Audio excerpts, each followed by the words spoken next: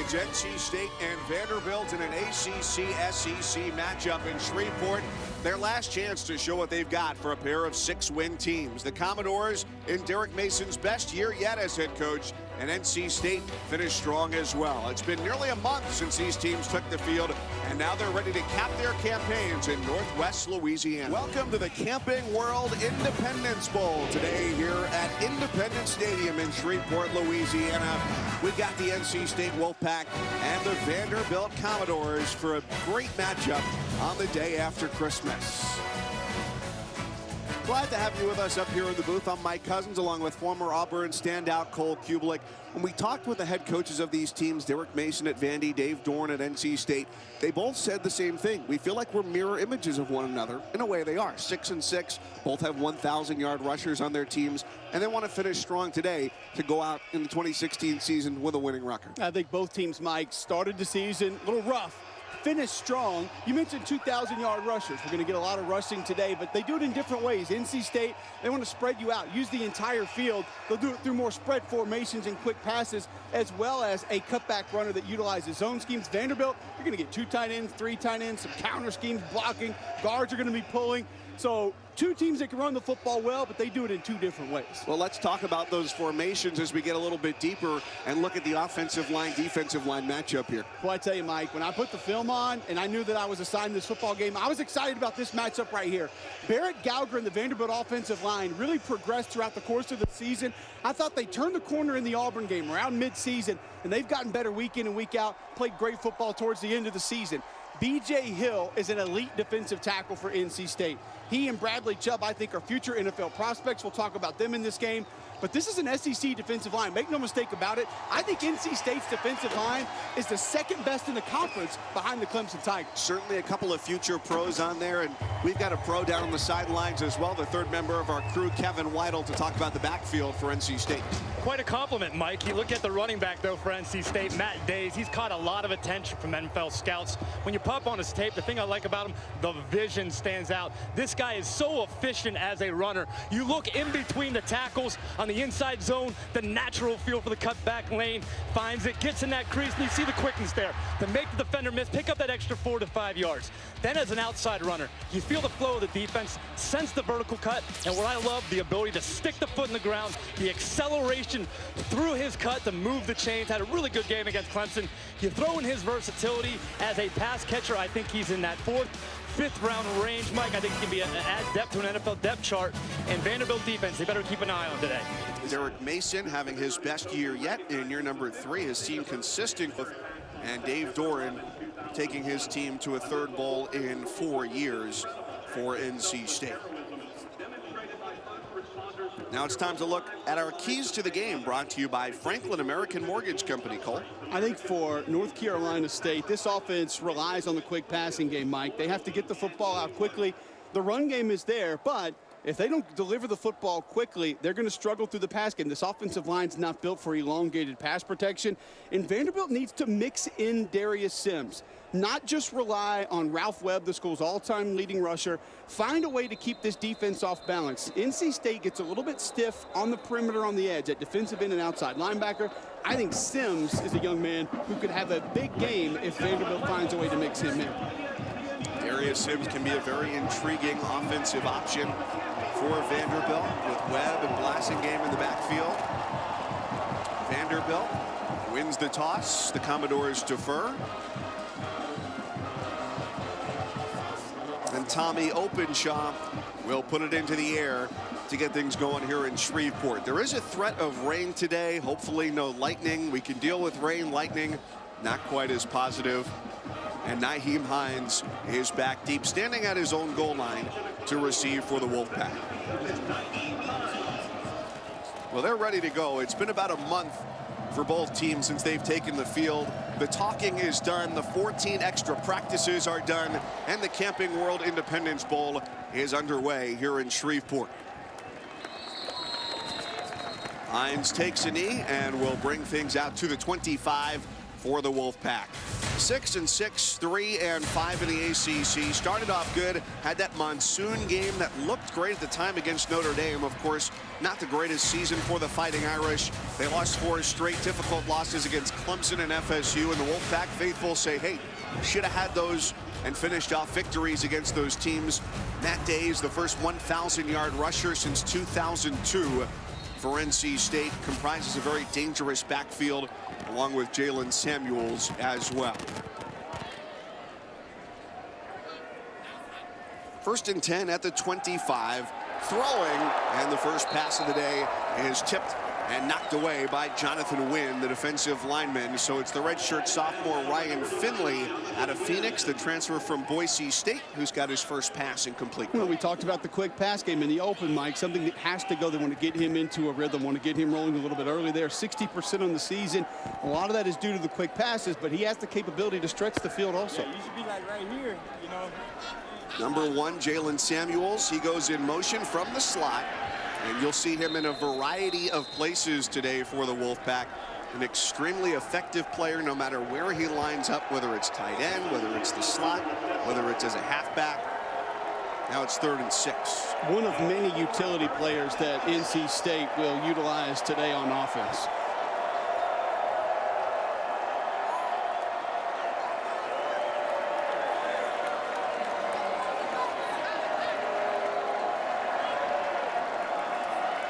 Finley's got 3 wide receivers. Samuels to the right of the formation with Days in the backfield. Just a 3-man rush and a short throw right to the first down sticks. Caught by Nyheim Hines.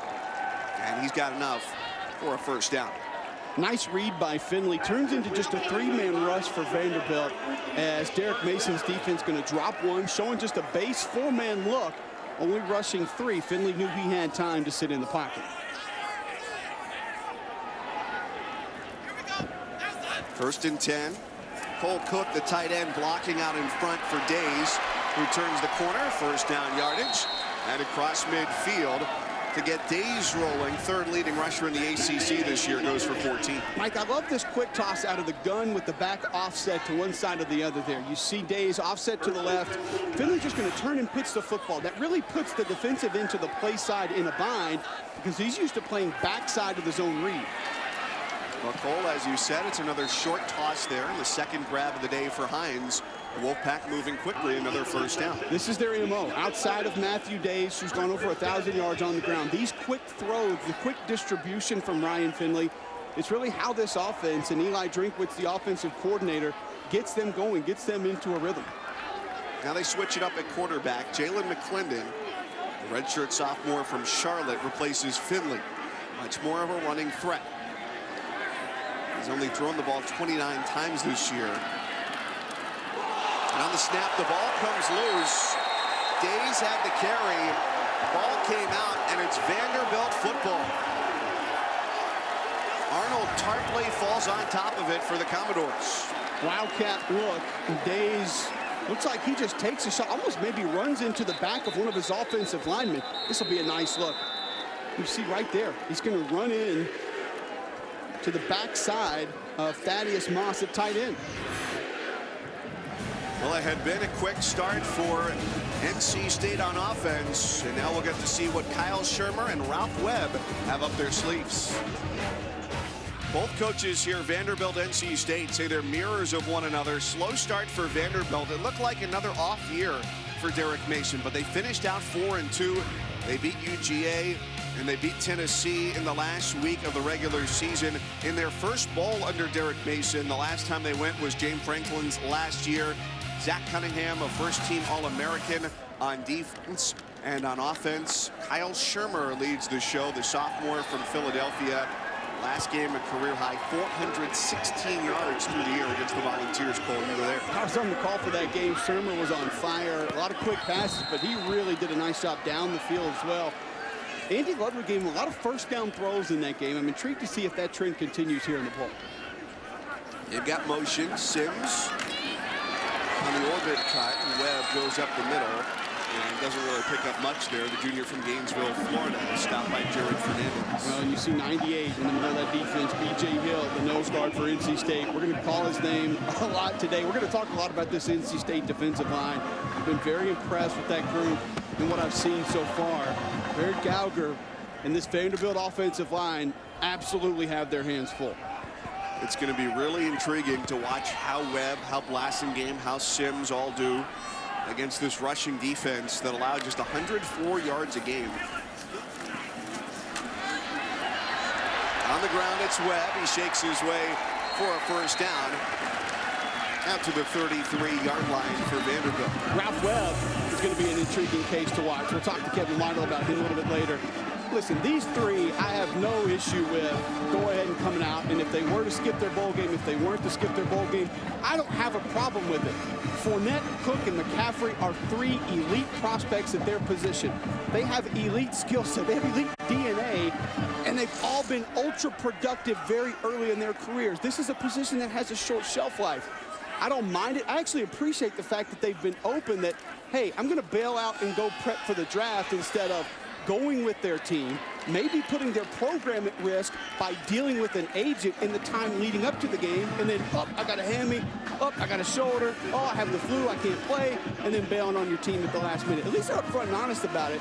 These are very unique situations. This is not going to be an every-year occurrence based on the position and based on those players' skill set. Now, what I do have a problem with, Mike, is people who defend those players and say, why should they go out and play in a meaningless bowl game? This bowl game is meaningless. These young men shouldn't be in that game.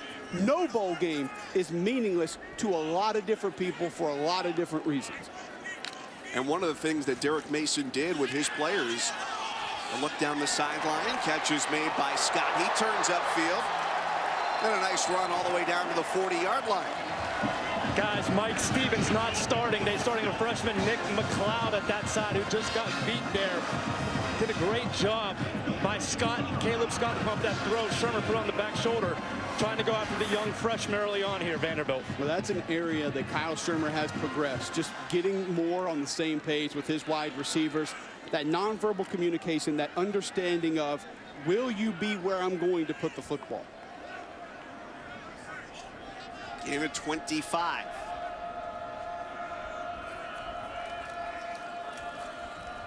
Blasingame, the deep back, gets his first carry of the day. Gain of about 2. Finishing up the point about agents as well.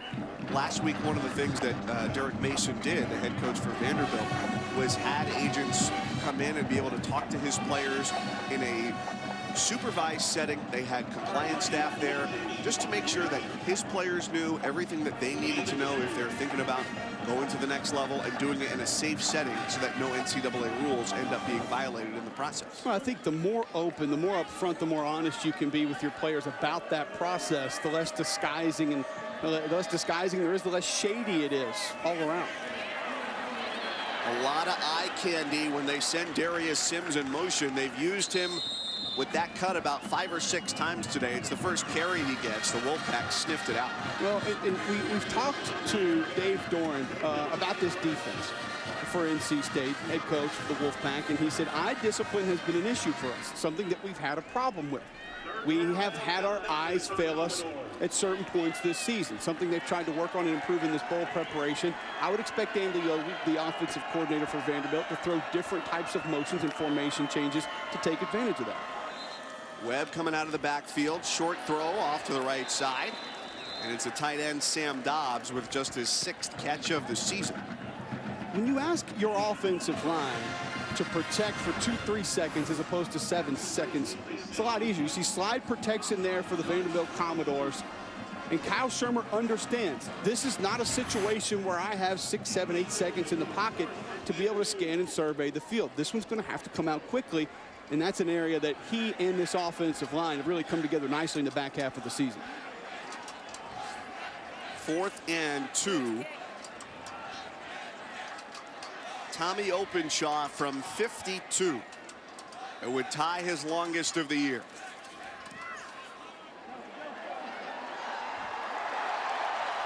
And he has done it again. Openshaw now 15 of 18 on the year. The redshirt junior from Jacksonville has the first points of the day here in Shreveport. Neither team has gotten too deep into opponents' territories, but the kicking game lies the advantage. Andy.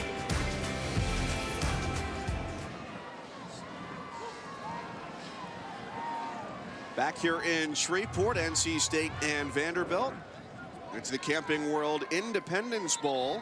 Mike Cousins with former Auburn lineman Cole Kubelik. Kevin Weidel is down on the sidelines, where apparently it's quite windy today, Kevin. Yeah, certainly. I thought with that field goal, the wind is blowing towards the north end zone, right to left, the way Vandy's going. I thought it really helped support Openshaw with that kick to 52, get it at his back. The wind, it's not a gust, but it's significant, and certainly helped get him the proper distance to make the field goal there.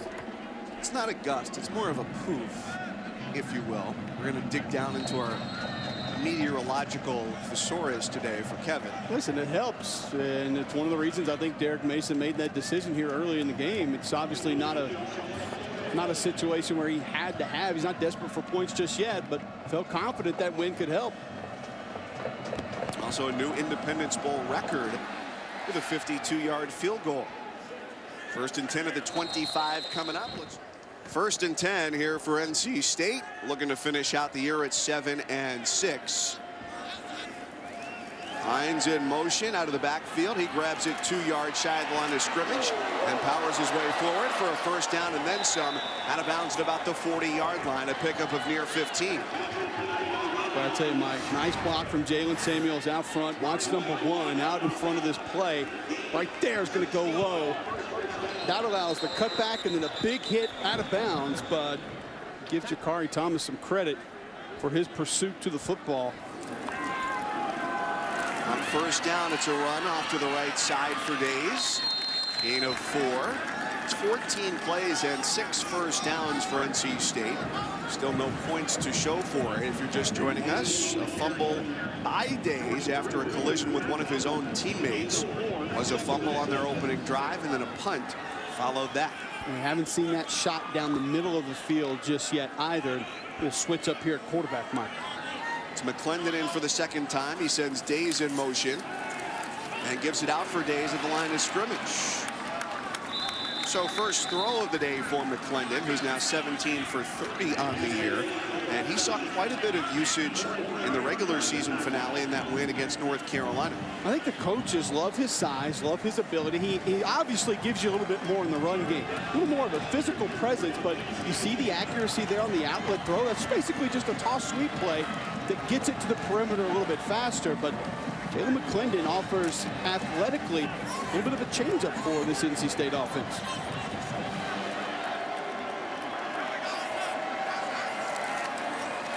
He stays in on 3rd and 1, and a very well-designed toss to the outside. No real chance to catch up as the Vanderbilt defense was in pursuit to the boundary. Cole, they're doing a great job of attacking the perimeter. I think the Vanderbilt front seven's doing a nice job of clogging in between the tackles. Eli Drinkwitz is doing a great job of being creative, getting into his playmakers on the perimeter and space where they're most dangerous. 15 minutes in the books here in Shreveport. Vanderbilt with the lead. Back to the Camping World Independence Bowl as part of Capital One Bowl Mania. NC State Vanderbilt, a pair of 6-6 teams here in Shreveport, Louisiana. And after 1 quarter of play, Vanderbilt out in front 3-0. Cole Kubelik, Mike Cousins, Kevin Weidel down on the sidelines. It's NC State still looking to get on the board here as they've got 1st and 10 at the 41-yard line. Samuels takes a few blocks out in front and turns the corner for a nice pickup on first down. Leading receiver, the junior from Charlotte. I think what people are going to be looking for this year, it's if you are not familiar with NC State, and chances are if you're at home on the couch today and just flipping channels, not necessarily following the Wolfpack this year, new offensive coordinator Eli Drinkwitz in his first season. I'm sure that fans of the team want to see more touches for Samuels. Go back to last year, the Belk Bowl, he only touched the ball 4 times. He's a guy that you want to force feed the football to, but when you have a running back like Matthew Days, he's going to be getting the bulk load of the work. I've been impressed with what Eli Drinkowitz has done with this NC State offense. He's a Gus Malzahn disciple, coached with Malzahn at Springdale High School at Arkansas at the high school level. He was an analyst on the Auburn staff in 2010, obviously the Cam Newton National Championship run. So he likes the spread formation. He has 3 principles that they live by. He wants to control the tempo, go fast as possible, attack the line of scrimmage. He wants to go vertical and horizontal through the air to spread the defense out, and execution is number 3, which every coordinator, offense or defense, has to have a group execute if you're going to win football games. But this is a team that they do a lot of it with window dressing, but they really stick to their bases of what kind of an offense they want to be. 3rd down, short toss, and Hines gets the job done. We saw Drinkowitz up there in the booth. He kind of had the Leo Mazzoni going on, the old Braves pitching coach who would sit there next to Bobby Cox and just rock back and forth. But hey, it worked for them. Yeah, and it's working for him, this offense. And when you talk to Dave Dorn about this offense, the head coach for NC State, he'll tell you, he said, our defense needed this offense more than our offense did. It's been great. It's rejuvenated our offense and given us a lot of yards and a lot of points. But we needed to practice against the team that was going to sell out to run the football on a day-in, day-out basis, and they've gotten that with Coach Drinkowitz this year. Days coming out of the backfield, picks up a nice block out in front. He's got a 1st down, and it's back to the red zone again. Give credit to Kelvin Harmon, the freshman wide receiver, for helping break that play open. Excuse me, Mike. Torrin McGaster, Vanderbilt corner's going to slip a little bit on this play, but I like Drinkowitz attacking the numbers. There you see McGaster slip, and then it's one-on-one with a safety. We get Matthew Days one-on-one with the 3rd level defender. That's on you as a running back. Find a way, make that defender miss, and take it to the end zone. Now, can the Wolfpack get the job done in the red zone? 5 plays inside the 20-yard line. They've only picked up 10 yards on those plays, and they continue to go back to Days. Now, he's caught the ball up twice, only once officially. We here up in the booth thought it was definitely a fumble the 2nd time as well. But that says a lot about the confidence they have in him to continue to go back to him here after he's dropped the ball twice. It's like I said down by the goal line, Mike, you're not going to get away from this guy. This young man is the heart and soul of your offense. He's the workhorse of this offense. He's been so reliable over the course of the season. You're not bailing out on a guy like Matthew Days, who's a senior leader on this football team that's been ultra productive. A switch up at quarterback. McClendon comes in. He goes on the ground to the 9-yard line. From the tape that you've watched, who do you like more in the red zone? Do you like Finley at quarterback, or do you prefer McClendon? Well, I watched the Miami game when I saw Finley throw 3 interceptions in the end zone trying to score. So I have a little bit of a twisted view here. I watched a couple other games. Now, I just like the fact that Jalen McClendon gives you a different element. And he forces the backside of a defense, backside defensive end, backside linebacker, even backside corners and safeties to play you straight up and be honest, because then that opens up those cutback runs from Matthew Days that he's been so successful with this year. Empty backfield, they can still pick up a 1st down. The throw is to Samuels. He slips the tackle, dives for the end zone, and he's in. Touchdown, Wolfpack. 5th receiving touchdown of the year for Samuels. You see 53 pull around. Tyler Jones, it's a run-pass option from Ryan Finley. He has the option to go quarterback run in an empty set with no back, decides to pull it up and deliver the touchdown pass to Jalen Samuels. An excellent read by quarterback Ryan Finley. You asked who I like more, Mike. That's why you like Finley more, because he's a better decision maker. Cole, tremendous instincts by Samuel there to feel the pressure, feel where the defender was coming from, and spin back inside to get in the end zone. Really like the instincts after the catch by Samuels there. Kid's just a football player. There are certain guys, Mike, you just described as a football player. That's just what they are.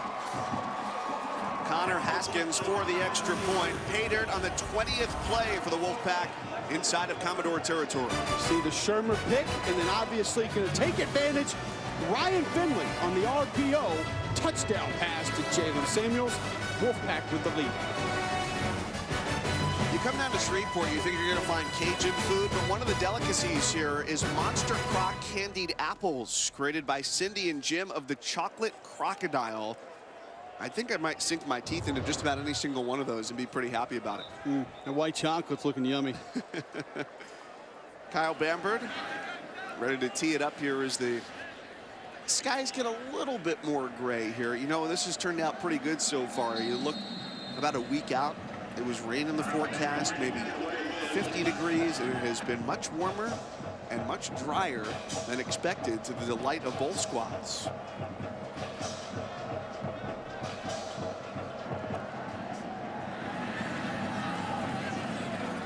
On the return, here comes Darius Sims. Across the 20, and he slips past the 25, just shy of the 30. It was Sherfield who came in motion. He takes the snap off to the left side of the defense, and he starts to break away down the sideline. He jukes his way inside the 15 and is finally tripped up by the freshman Nick McLeod. Watch him work. Big-time run for Sherfield. I like the call from Andy Ludwig. Attack the perimeter, not finding much space on the inside. Pretty good block down at the edge, and a nice job staying in bounds by Trent Sherfield. Get another look there as that block downfield. And Sherfield hurdles one, sprints past another. Explosive play for the Commodores.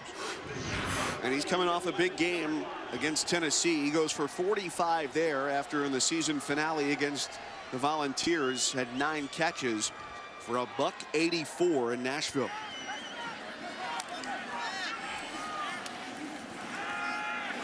Shermer buys some time, throws to the end zone, in and out of the hands of Sherfield, trying to give him the reward after a big play.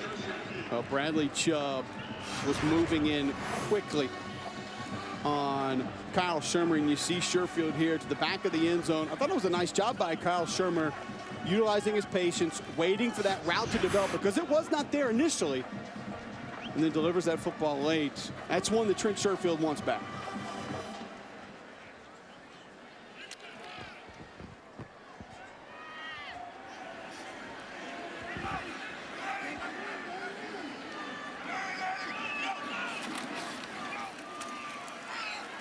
Second and 10, it's Webb, and he's down to the 5-yard line. One of the things that Andy Ludwig really praised Kyle Shermer for as the season wore on was throwing to where his receiver was going to be rather than where he thought he might end up. And you watch his feet there shift position as he takes the hit from Chubb. One of the criticisms that he also had was his shoulders not aligning with where the ball was going. Now, granted, that's a tough spot there, where you've got 6'4", 275 closing in.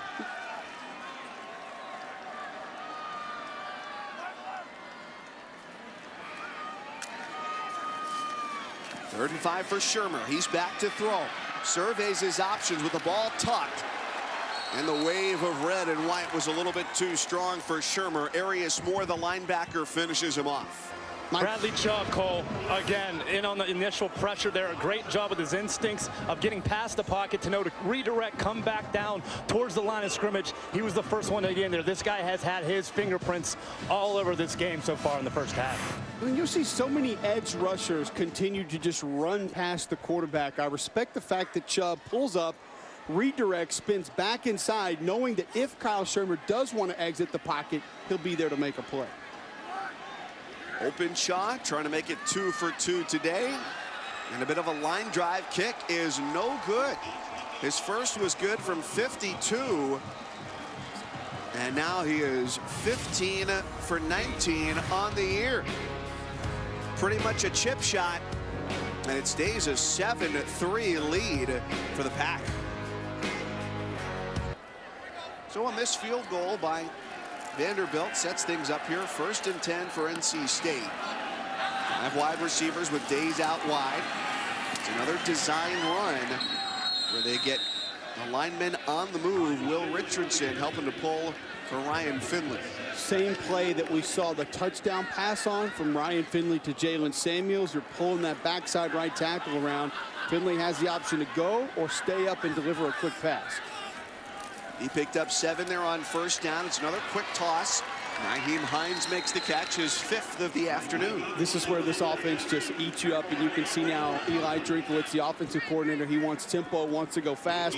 Feels like he has Vanderbilt in a look that they can exploit. Both teams with all 3 timeouts inside of a minute 45. It's a 4-man rush. Quick catch for Harmon. And immediately stuck as he gains 4, and we got a timeout. Charge timeout, North Carolina State. They're first. This will be a 30-second timeout. Finley on 2nd and 6, setting up the inside screen for Samuels. He's got a first down and more, and he is off to the races. Say sayonara, Jalen Samuels with a touchdown as he goes 55 yards, and the Wolfpack stretches its lead to 13-3. Here we'll take a look. Screen underneath. You see the offensive lineman out front. Garrett Bradbury, big 65, way out front. Throwing a block for Jalen Samuels. Set by Garrett Bradbury's parents on the plane. Big 65 for NC State. Another look. There's Bradbury out front. Samuels with the finish. He said he played tight end in high school. Garrett Bradbury did. They said he loves to pull. He loves screens. He loves being out and getting out and running on the perimeter. He's a former tight end. 14 second quarter points for Vanderbilt, or rather for NC State, after the Wolfpack was down 3-0 after 15 minutes. The winner of this game finishes 7-6. It's NC State's game right now. We send you to the studio. Here's Adnan Verk. Coach, low extracurricular activity at the end of that first half there. How do you get that next? Oh, I mean, they're just getting frustrated because they're holding them so bad on the offensive line. They're not calling any of it. We got 3 guys' jerseys that are ripped. So we just got to get them to calm down and beat blocks with their hands, and they're not going to call it. So we got to beat that block. Done a good job of getting Jalen Samuels the ball on the outside. What does he bring to the offense? You know, Jalen is explosive. He's dynamic. He makes plays when you give it to him. And if they're not going to honor our perimeter, then we're going to put it out there and see if we can make plays. Thanks, Coach. All right, thank you. Go Pack. Welcome back to Shreveport, Louisiana, the Camping World Independence Bowl. NC State leads Vanderbilt at the half, 14-3. Both of these teams come in 6-6, so the winner of 2 teams that finished off strong in the regular season gets to say they finish above 500 as well at 7-6. Glad to have you back here up in the booth. Mike Cousins, former Auburn standout Cole Kublik. The difference right now is it was 3-0 Vandy after 1, all NC State with 14 points in the second. Finish. You mentioned finish the season strong. NC State finished the first half. They started slow. A couple turnovers didn't look good. Vandy has to finish this game if they're going to find a way to win. So you see 2 sacks there for the NC State defense. Got a pick, 4 pass breakups. Vanderbilt must find a way, Mike, to get this offense rolling. A good field goal from 52 for Tommy Openshaw set the bowl record in the first quarter for Vandy. And then Openshaw with a miss. So those were the scoring opportunities for Vanderbilt, down 14-3. And the Commodores won the game's opening kickoff. They deferred and now choose to receive the ball here to start the second half with Darius Sims back deep for the Commodores.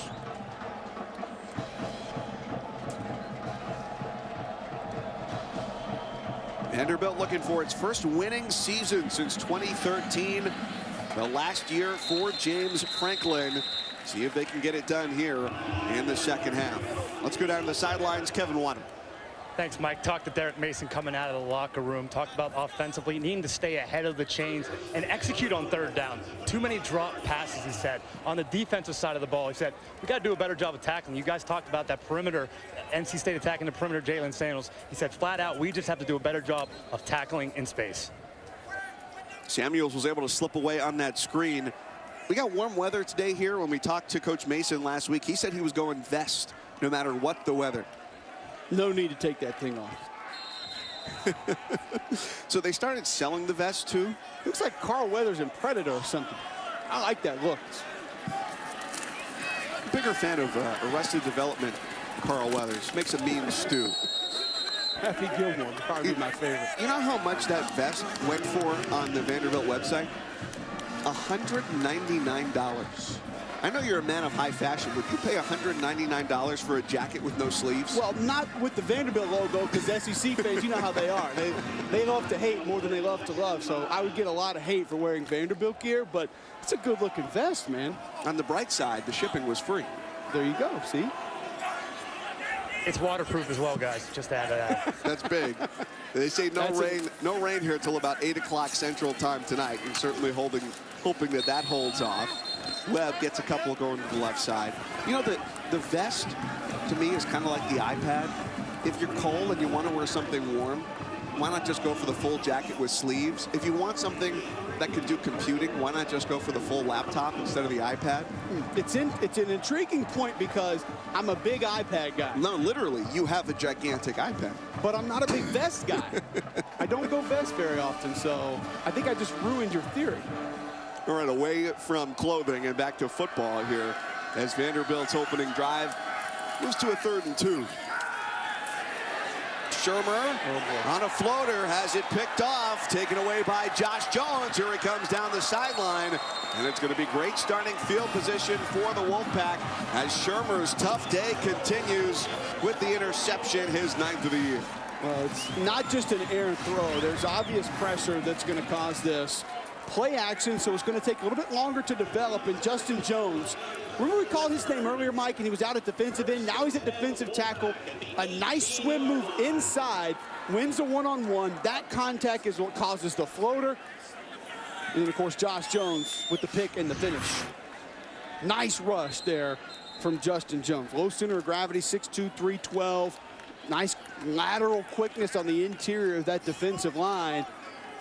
And that's the tough part about play action, Mike. It takes a long time to develop. So if you give up a rush, especially if that quarterback has his back turned to the defender, there's a chance he's going to come up, not see it in time, and it can cause an errant throw. The expectation perhaps among Commodore faithful that it was going to be Shermer looking like he did late in the season, but much more he's looked like he did early in the season. Reversal, of course, for Gillespie, who gets it on 1st down for the Wolfpack. Guys, NC State can really take control of this game. I feel like that's a big momentum-changing swing. They got to do a good job of finishing here in the red zone, something they haven't done a great job of all season. Well, remember, Vanderbilt's defense came in as the #1 red zone defense in the nation. This group has stood up when they've been tested. Gave up a couple big plays, but in the red zone, they've been solid today. Earlier in the game, the Vanderbilt defense came up with a turnover on downs inside the red zone. Samuels, a couple scores today, goes in motion. And the flip into the backfield for Stephon Lewis. And a short game just shy of the 10. Like Adam Butler there, the big defensive tackle for Vandy. Hadn't called his name much, 69. Goes about 300 pounds. Their defensive end comes upfield and forces that play back inside. You can see that red zone defense for Vanderbilt, just how successful they've been for the majority of the season, yet giving up the score today. In these situations, similar yardage, similar spot on the field, we've seen perhaps more Jalen McClendon at quarterback than we have Finley, but it's Finley, 3rd and 2 from the 10.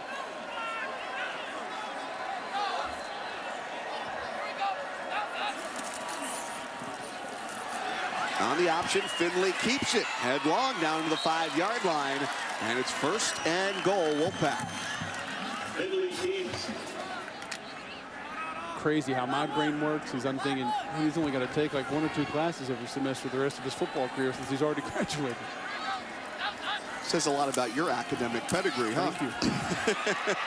Cut back right, Gillespie is in standing up. His 2nd rushing score of the day, and the lead is now 17 for NC State. Cutback runs so valuable for NC State. Watch the patience from Gillespie. He'll go flat, outside, and then boom, north and south.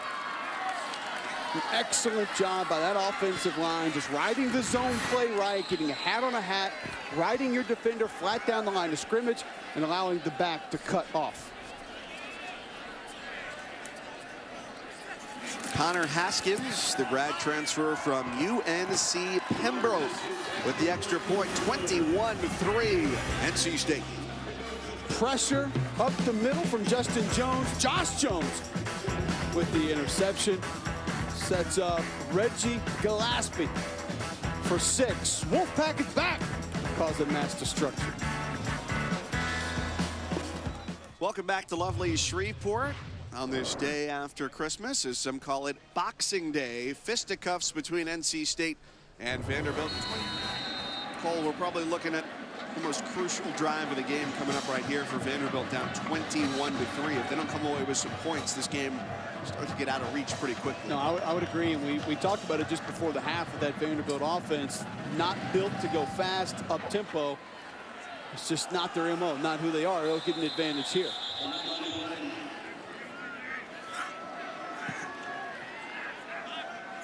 First and 10, can they establish Webb? 11 carries, 45 yards. Instead, they want Shermer throwing deep like he did in the last 2 weeks of the regular season. Incomplete, looking for Lipscomb. Mike, Kyle Shermer is 1 of 9 on first down passes today for 5 yards. Now, you hear 1 of 9 and you say, okay, that's not good. We would like our percentage to be a little better than that. But think about inherently what that does to you on 1st and 10. Automatically now, you're in 2nd and 10. You're off schedule a little bit. You're not ahead of the chains where you would like to be.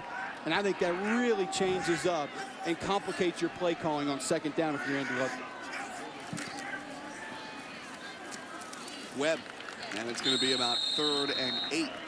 So for Ludwig, former offensive coordinator at Wisconsin before he came here to Vanderbilt, now in his 2nd season. From your, just a general guess, how much does that slim down what his options are play calling wise when you're going 2nd and 10, 3rd and 8? Well, I think the confidence with Kyle Shermer has grown enough that it doesn't really narrow it down too much. But I think what it does is it limits your run game, and it limits your run options and maybe some run-pass options, which Vanderbilt does have a few of. They don't really make a living on RPOs, but they've got a couple in there. And some quarterback read plays as well. Those go away.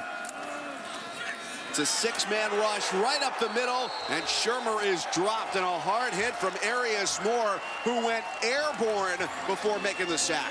Well, this is going to remind Vanderbilt fans of Zach Cunningham's field goal block against Auburn. Here comes 58, right up the gut, A-gap. Ralph Webb goes low, whoop! Arias Moore, watch this vertical, yaga! Boom, quarterback sack. That is some unbelievable athleticism from the NC State linebacker.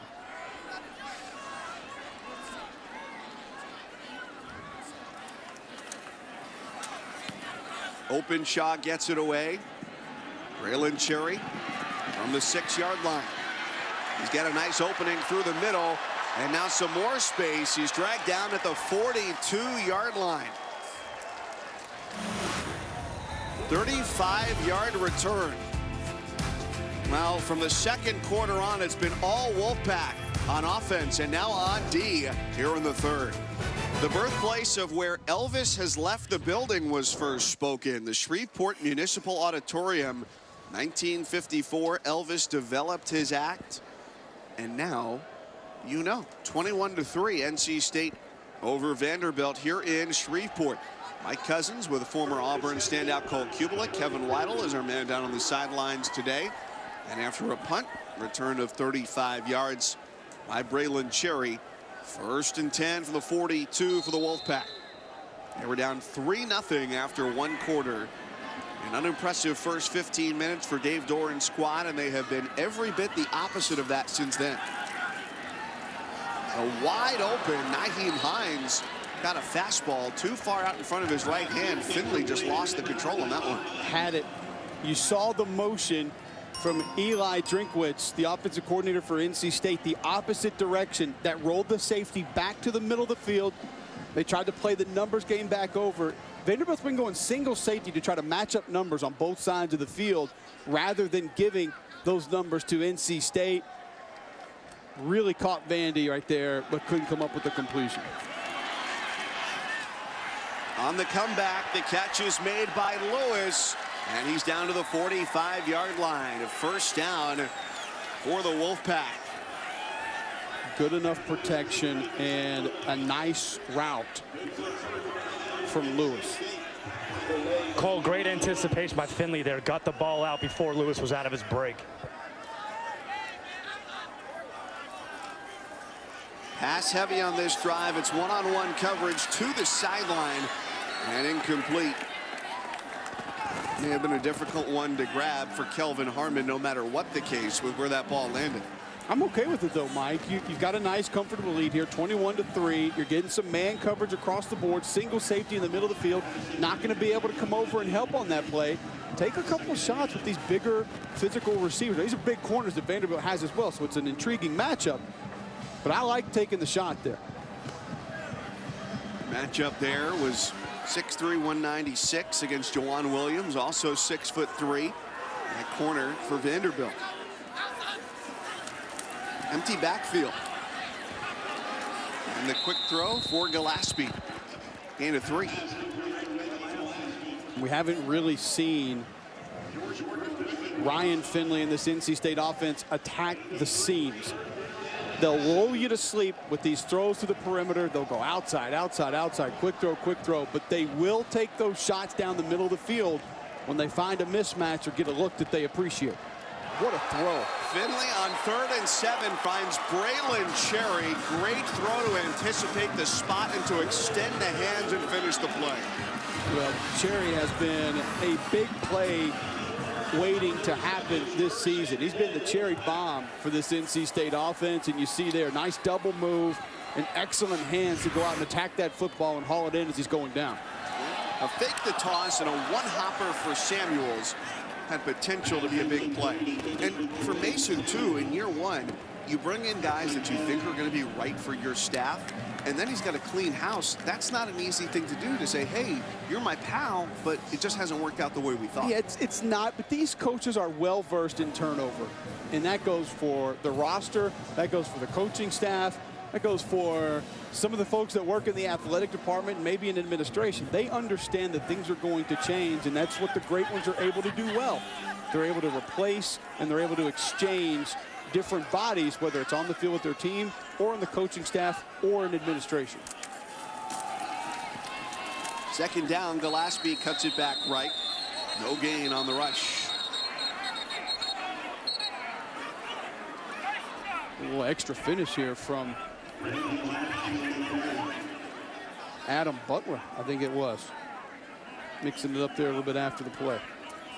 And when Kevin spoke with Wolfpack head coach Dave Doran at halftime, he said, look, we got to get some of those calls there along the lines. We got 3 guys with ripped jerseys. Was not particularly pleased with the calls along the line. Get better jerseys.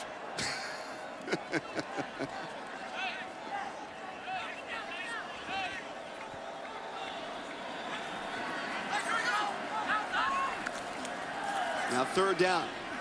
Going inside for a screen for Samuels. He scored a touchdown on this play already today, and he does it a 2nd time. The 3rd touchdown of the day for Jalen Samuels.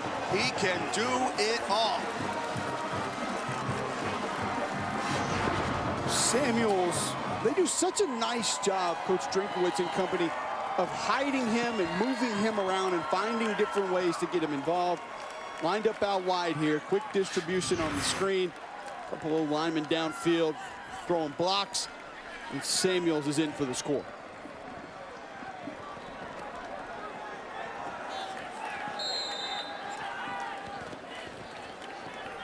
What a day he's had. 10 targets, 6 catches to go along with 2 rushes. After last year in the Belk Bowl, he only touched the ball 4 times. It's 28-3. The advantage for NC State. Despite some tough losses, NC State, Boston College, this is going to be a good finish for them if they win this game. Absolutely. You mentioned the roster and the lack of attrition maybe with the roster, but keep in mind, Eli Drinkwitz, this was his first year as offensive coordinator. The tempo will only grow next year. The amount of plays, formations, motions, those will only grow year 2 under Coach Drinkwitz, especially considering he's going to have his quarterback, Ryan Finley, returning, somebody who I know Kevin Weidel is a pretty big fan of. Yeah, you look at Ryan Finley, guys. I've been really impressed with him. First of all, the execution, getting the ball out, making the right decision, throwing with anticipation, and then the accuracy. You know, those easy tunnel screens, you think it's easy, but he's doing a great job with his ball location for those guys to catch it with momentum, allowing them to maximize their yards after the catch. Been really impressed with Finley. He's been dialed in tonight. Kevin, what does that do for a quarterback in a system that relies on easy throws and quick throws as far as the evaluation process is concerned at the next level. You got to look at the complicated throws. It knocks it down, Cole. There's limited reps. You got to watch more tape and decipher it. You put it in the basket of NFL reads, NFL throws. Those tunnel screens you're going to put to the right side, maybe on the opposite side of guys. Plays you overlook. You want to see the ball placement, but these do not weigh as heavy in the evaluation process of the NFL reads or the NFL throws, Cole.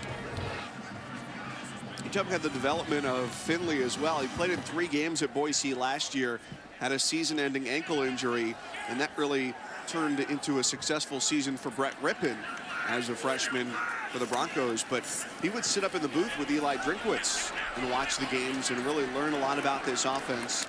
Came in and helped to corral things.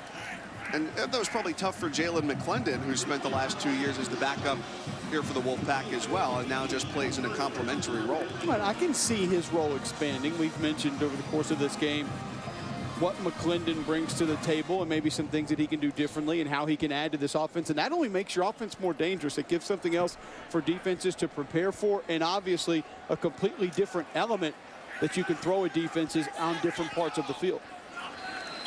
Duncan over the middle makes the catch, and you know, not to be really depressing about it and look at it in these frank terms, but the window in which you can make a large amount of money is not very big. And so when that window opens up, you can't fault a guy for taking that chance. Draft analysts like Kevin Weidel, who we have on the sideline, will tell you running backs are usually, it's a one-contract position, and it's that second contract where you get really good money, where you can potentially get big money, and the possibilities of getting a third lucrative contract are very, very slim.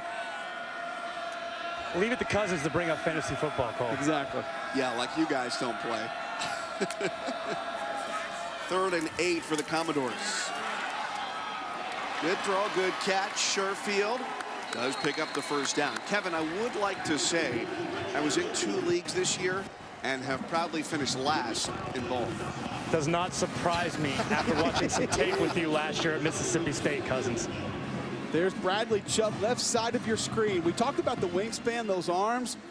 A very nice swipe to the arms of Justin School, who's out there attempting to go with that punch in his pass set, and Chubb just swipes those hands away, and then it's just an easy rip, opening up a direct path to the quarterback. Webb just trying to wait for an opening. Justin Jones, the defensive tackle, grabs him from behind on the first down run. Take another look at Bradley Chubb. Bottom of your screen, watch the swipe, gets the hands off, and then it's just an easy pass to the quarterback. Cole, he spent some time studying Cameron Wake, Von Miller, Khalil Mack in the offseason, really dedicated himself to work on his pass rush. Last couple play action throws, Shermer has had time and overthrows his target in the end zone. The offensive line has given him the looks he's wanted. 3rd and 5 as the Commodores have sustained a drive here. Their only points, a 52-yard field goal from Tommy Openshaw. He missed one field goal as well. 4 for 12 on 3rd down, where they converted just 36% during the regular season. There's the hole that Ralph Webb has been looking for all day. He's into the end zone from 30 yards out. Touchdown, Vanderbilt.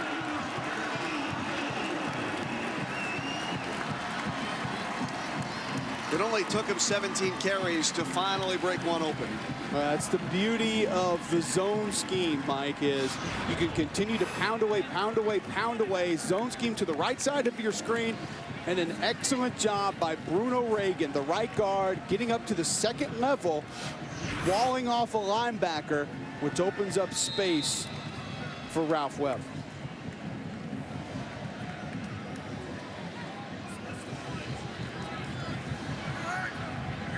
Tommy Openshaw with the extra point. He's a perfect 35 for 35 on the year. You won't meet very many more impressive young men as you will Ralph Webb. From the 5-yard line, Nyheim Hines for the Wolfpack. Just out across the 20. These two teams met each other back in 2012, the Music City Bowl. Vanderbilt came into the game on a 7-game winning streak. Zach Stacy He was the all-time leading rusher until Webb took that title away. Went over 100 yards, was the MVP. And Jordan Rodgers, we know him, took advantage of 5 turnovers from NC State. James Franklin picked up the win. The Commodores had their best season since 1915. And after that game, got to give credit to our friend Joe Giglio down at the News and Observer in Raleigh, who wrote this story in the newspaper, was that game was crucial to where Matt Days, the running back for NC State, ended up. Because he tried to call James Franklin after that game, no answer. Tried to call other people on the staff, no answer. Because the grind doesn't stop for the coaches when the ball games are over. They've got to go out, they've got to be recruiting. So instead, he ended up committing to NC State. It's worked out pretty well. Vanderbilt got Ralph Webb out of it, and Matt Days has been a 1,000-yard rusher, the first for NC State since T.A. McClendon in 2002. The trickle-down effect of recruiting is not something that's often discussed. I don't think a lot of casual fans really realize that there are a multitude of players for each school that are sitting there nearing signing day, just waiting to find out which other players are going to say yes or no to a particular school, which, if they say no, possibly opens up a spot for them. If not, they're going to have to find another place to go play college football. Further down the depth chart for NC State at running back, DeQuay Nichols, the redshirt junior from Rockingham, North Carolina, gets just his 18th carry of the year. Well, this is when Tyler Jones, Garrett Bradbury, Joe Selfo, the South Alabama transfer center, third quarter, who we haven't really mentioned, want to try and begin to lean on this Vanderbilt defense and need some clock. An 18-point lead. It's been a big day for Jalen Samuels, for Reggie Gillespie, and the NC State defense getting it done here in Shreveport.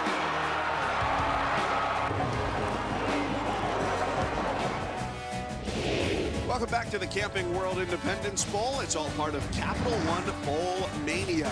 NC State, 15 minutes, not so great, but since then it has been all Wolfpack, 28-10. They enjoy the lead over Vanderbilt. Mike Cousins, former Auburn standout Cole Kubelik, Kevin Weidel down on the sidelines, trying to dodge some raindrops right now as it started to trickle in here just about an hour ahead of schedule in Shreveport. How valuable is it to have a big boy that normally lives in between the guards be able to step out over a tackle and give you a little bit of a rush? No doubt about it, because they can convert that speed to power, Cole. I think it's such a big element. You have the speed rushers, and there's very few that are elite that have the flexibility in your torso like a Von Miller, who I don't even think's human, to be honest with you. He's more of an alien, the way he can bend and almost keep his knees scraping the ground to work and bend that edge and get to the flatten and get to the quarterback.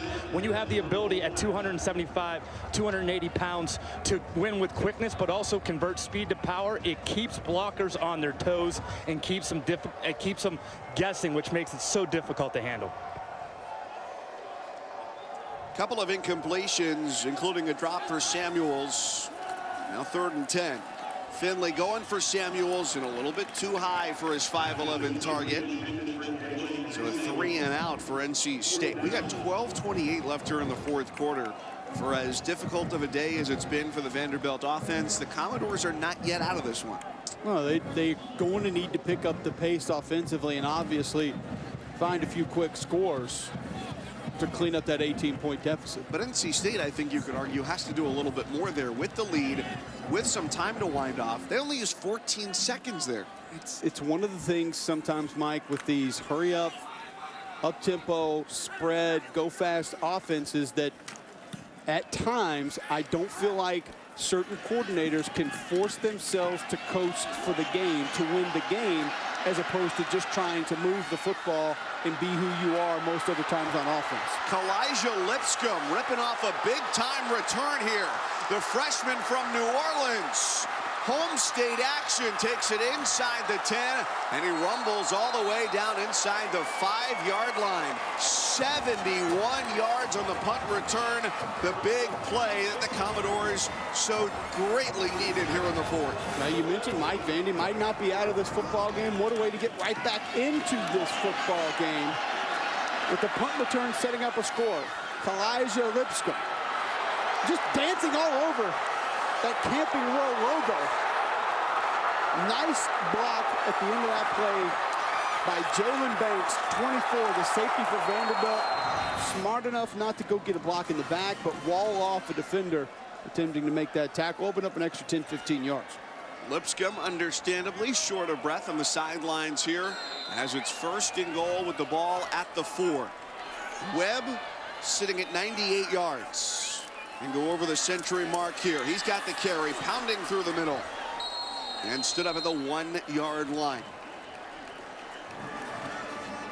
Wow, he goes toe-to-toe with B.J. Hill right in the hole. That's 6'4", 300, and Ralph Webb, he finishes the direction that he started. Nice, powerful run there from Webb. That's a big mark for Webb as well, because NC State was one of 3 teams in the country that allowed just one 100-yard rusher. With that carry, Ralph Webb is now the 2nd.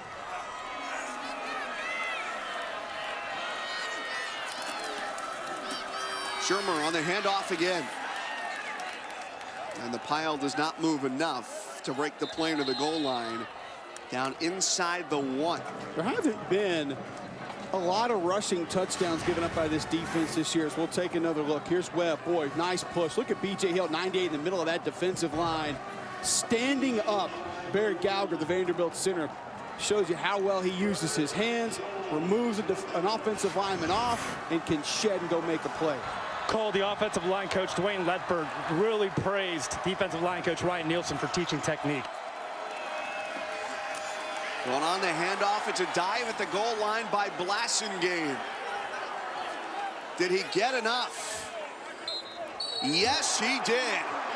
Kari Blasingame leaping, touchdown Vanderbilt, and the Commodores are right back in it. More good push up front from 98, but Blasingame is the short yardage back. Vanderbilt has 13 rushing touchdowns on the season. Kari Blasingame has 10 of those 13 rushing touchdowns on the year. What an excellent, what a move from linebacker over to tailback. It's been an excellent move. The position was a little bit too crowded, understandably so, fronted by Zach Cunningham, the All American. Blasingame, former high school running back, Wildcat quarterback, playing 2nd, sometimes 3rd fiddle in the backfield for Vanderbilt, but getting the job done when they need it. It was all set up by Kalijah Lipscomb. On a punt return, he went 71 yards to set them up in the red zone. Vanderbilt, 14 points here in the 2nd half. The Commodores within 11.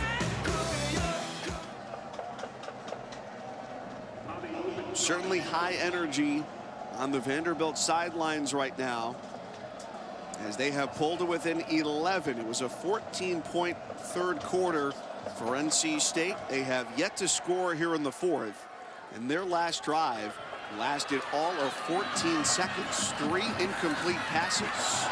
Now Nyheim Hines on the breakaway, trying to answer for the Wolfpack, and indeed he will. There he goes, all the way. How about it?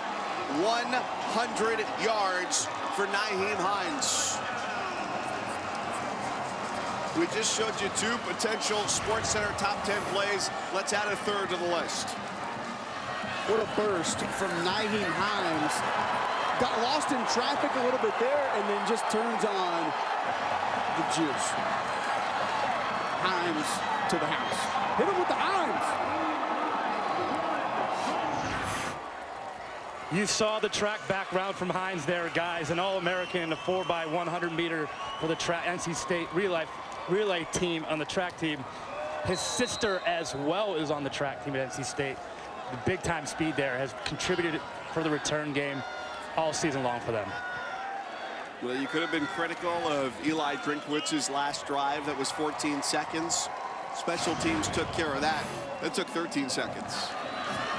There aren't many times that you can see a team completely flip momentum, as though it seemed Vanderbilt did on the punt return, and then have it completely flipped again. NC State has done that. Earlier this year, I was asked during a game, you ever play football? And I said, you ever look at me, 6'4", 195? I don't even look like a punter. Return goes to about the 27-yard line. And when it comes to draft day and being in the draft room, do general managers think about a guy like Samuels who's so versatile? Hey, here's a guy we can't afford to pass up on, because it's not like every team has a guy who can play so many different positions. Not necessarily, Mike, but it can break a tiebreaker, if you know what I mean. If they have similar guys and prospects at the same slot, at the same grade, even at the same position, the guy that can do more for you, particularly on special teams or maybe in the passing game, or can run it and contribute in the passing game, that versatility will probably nudge him above the other guy that can't do as much as Samuel. So if it's in the same area and range, I think he can break a tiebreaker to get to your point.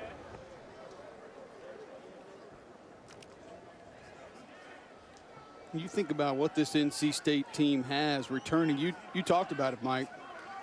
A lot of youth on this roster. About 75% of their two deep is coming back next year. And there's no denying that what Derek Mason is doing is not easy at a school like Vanderbilt. No, but the foundation is set, in my opinion, for Derek Mason. He understands now he wants to call the defensive plays. That's what he's going to be. Recruiting, it obviously takes a little bit of time being in your city, being at your university, and having some staff that's going to be around you, understanding what your needs are. I think he's set with Andy Ludwig as his offensive coordinator. They'll build more around Kyle Shermer now that they know the style of offense that they're going to be going into next season. So this is a team who I feel can, once again, progress through the offseason, maybe make a few moves, need a strong recruiting class to come in and add depth, because the biggest issue with this Vanderbilt team is depth. They need help up front, especially on the offensive line, add more bodies. But you saw injuries really hurt this team early in the season. Now, they progressed through the course of 2016 and overcame a few of those, but it really hurt them early on.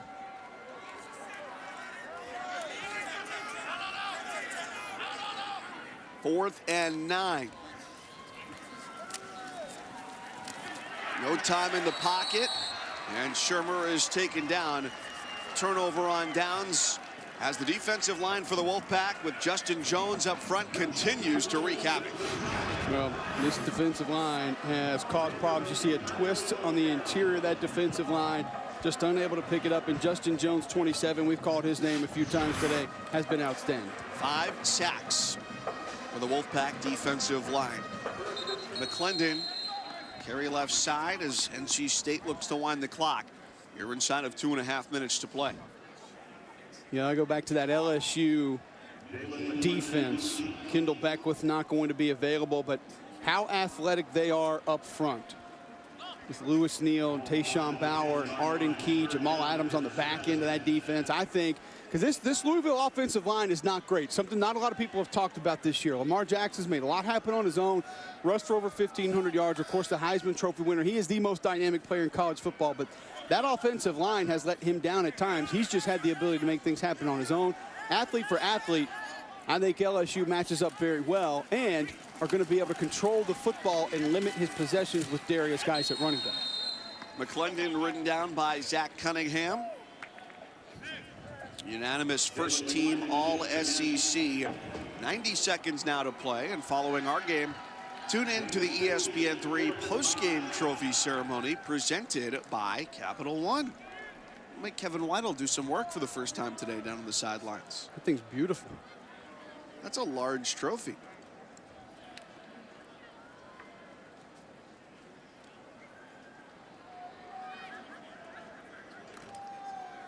Minute 5 to go as NC State will put to bed a 5-game losing streak against SEC opponents who finished the year 7-6. A lot to like about this season for NC State, even with some games that they certainly feel could have gone their way. A game against Boston College, a team that in a couple years had not had a win in conference play, losing to East Carolina early in the season on the road, a team that was certainly not one of the upper echelon squads in the American Athletic Conference, and other conference games too that were close, and one play here or there helped turn what could have been maybe an 8 or 9 win season into a 7-win season. But you got a win against Syracuse in North Carolina on the road late after dropping 4 straight in the middle of the season. You lose 4 straight, I don't care who you are. There's a lot of looking left and looking right in the locker room wondering who's still with us here. am I going to be able to maintain this locker room and find leadership moving forward? Found a way to get bowl eligible. Now they're going to finish with a winning record after taking home the Independence Bowl. Dave Doran said, look, 4 straight losses. That's one of the dangers of coaching in 2016, is that the outside voices become such a bigger influence where not everybody always sees what's being built from the inside on all the way up. No, you've got social media, which plays a huge role with a lot of these college football players. It begins in recruiting, and impossible for them to really avoid the majority of the chatter.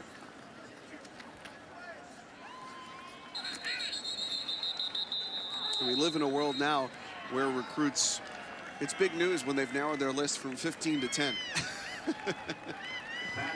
Well, that's where coaches live, and they've got to work. 22 seconds now. And the Gatorade bath comes early. A chilly splash for Dave Doran on a pretty warm night in Shreveport. Shermer with the pass tipped away.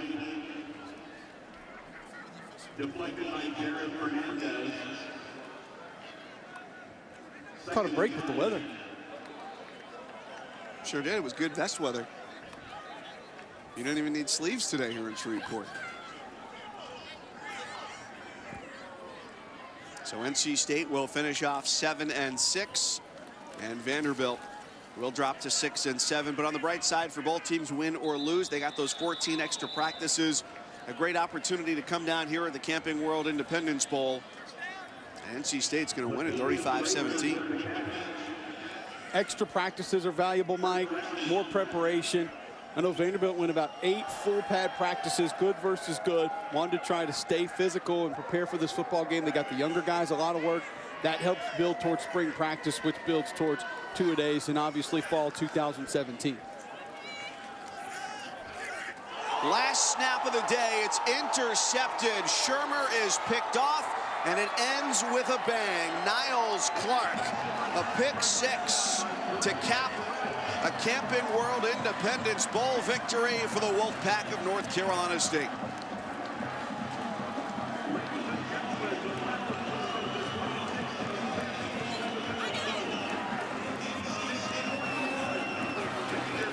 That's great sportsmanship there from Derek Mason, who knows the struggle of being a head coach.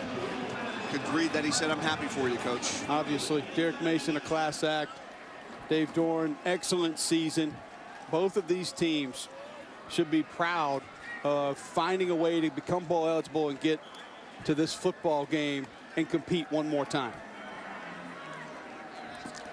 Well, it was fun. After 15 minutes, it looked like Vanderbilt was in control, up 3-0, but NC State runs away with it 41-17. So on behalf of our entire crew, Kevin Weidel down on the sidelines, my partner here in the booth, Cole Kubelik, Mike Cousins saying thanks for watching a Sports Center special, My Wish, coming up next.